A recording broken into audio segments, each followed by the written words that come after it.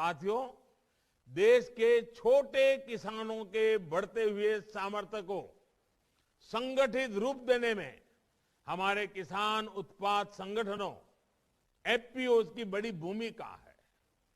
जो छोटा किसान पहले अलग थलग रहता था, उसके पास अब एफपीओ के रूप में 5 बड़ी शक्तियां हैं। पहली शक्ति है बेहतर बार्गेनिंग, यानी कि मोलभाव की शक्ति। आप सब जानते हैं कि जब आप अकेले खेती करते हैं तो क्या होता है, आप बीज से लेकर खाद तक सब खरीदते तो फुटकर में हैं, लेकिन बेचते थोक में हैं। इससे लागत ज्यादा बढ़ती है और मुनाफा कम होता है। लेकिन एफपीओ के जरिए ये अब तस्वीर बदल रही है। एफपीओ के माध्यम से अब खेती के लिए जरूरी चीजें किसान थोक में खरीदते हैं और रिटेल में बेचते हैं। एफपीओ से जो दूसरी शक्ति किसानों को मिली है वो है बड़े स्तर पर व्यापार की।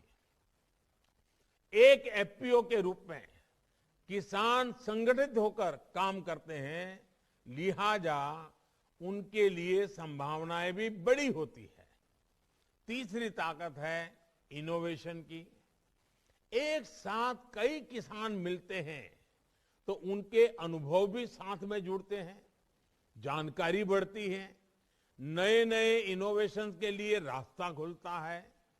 एफपीओ में चौथी शक्ति है रिस्क मैनेजमेंट की। एक साथ मिलकर आप चुनौतियों का बेहतर आकलन भी कर सकते हैं, उससे निपटने के रास्ते भी बना सकते हैं। और पांचवी शक्ति है बाजार के हिसाब से बदलने की क्षमता। बाजार और बाजार की डिमांड तो लगातार बदलती रहती है, लेकिन छोटे किसानों को या तो उसकी जानकारी नहीं मिलती या फिर वो बदलाव के लिए संसाधन नहीं जुटाता पाता।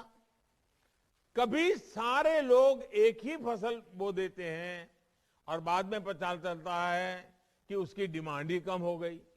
लेकिन एफपीओ में आप न केवल बाजार के हिसाब से तैयार रहते हैं, बल्कि खुद बाजार में नए उत्पाद के लिए डिमांड पैदा करने की ताकत भी रखते हैं।